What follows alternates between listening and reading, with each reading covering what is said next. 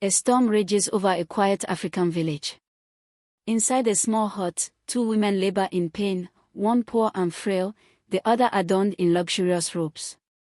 Lightning flashes outside, casting eerie shadows.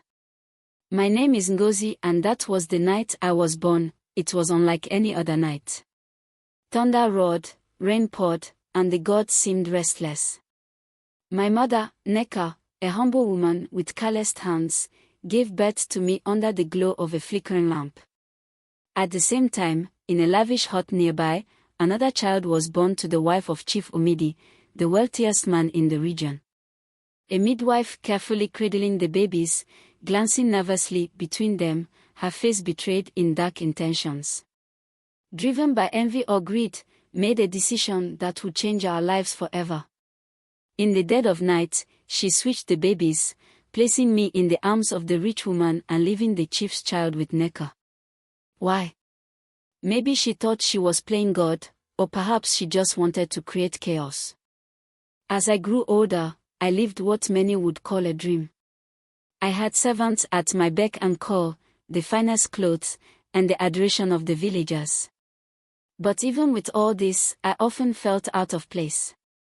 My parents were cold, distant, and I couldn't shake the feeling that I didn't belong. While Chika, the real child of Chief Umidi, grew up in the village. His life was tough, filled with hard work and struggle, but his days were rich in love and laughter. Neka, though poor, showered him with all the affection in the world. Yet, even he felt an emptiness he couldn't explain. The truth began to unravel when I was 16. One evening, I overheard two servants whispering about my birth. They mentioned a switch, a betrayal, and the midwife's name. My heart sank, but I pretended not to hear them. That night, I couldn't sleep. I knew I had to uncover the truth. I searched through old letters in a dusty chest, finding one written by the midwife confessing her crime. The letter revealed everything. I wasn't Chief Umidi's daughter, I was Neka's child.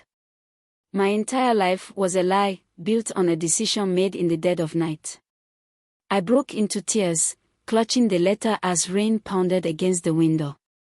Chika, the real child of Chief Umidi, finds an ornate necklace engraved with the name Umidi, hidden in an old box belonging to Neka.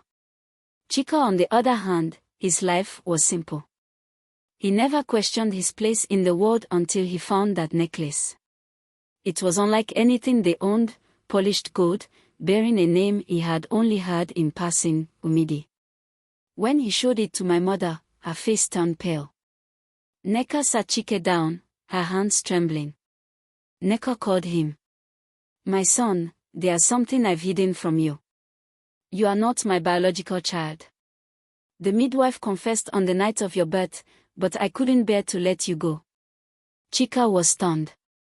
How could the woman who had loved me so deeply not be my real mother? And who were my true parents? Fate works in mysterious ways. At a festival celebrating the harvest, I met Chika. Our eyes met, a strange familiarity sparkled between us. There was something about him, something that felt connected.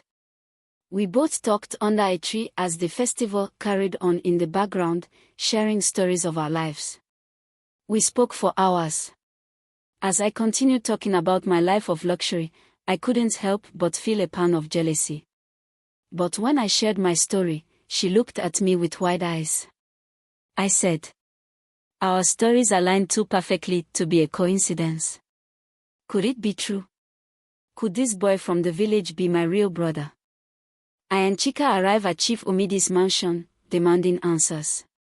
We confronted the chief and his wife. At first, they denied everything. But when I produced the midwife's letter and Chika showed the necklace, they could no longer hide the truth. Chief Umidi breaking down, his wife sobbing as the midwife's betrayal is revealed. The chief admitted that they had always suspected something was wrong.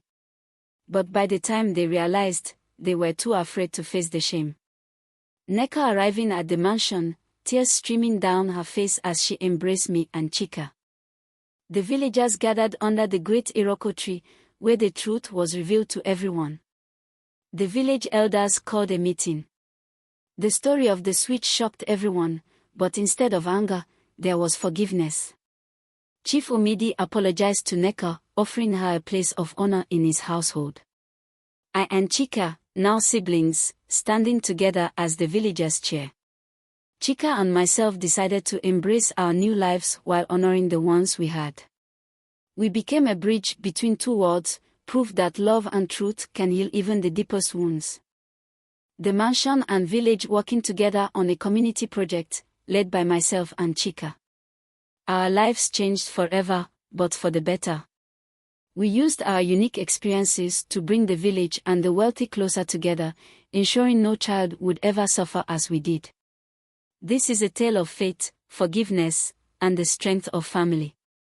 Thank you for watching. Remember, the truth may be painful, but it always sets you free. If this story moved you, don't forget to like, share, and subscribe for more incredible tales.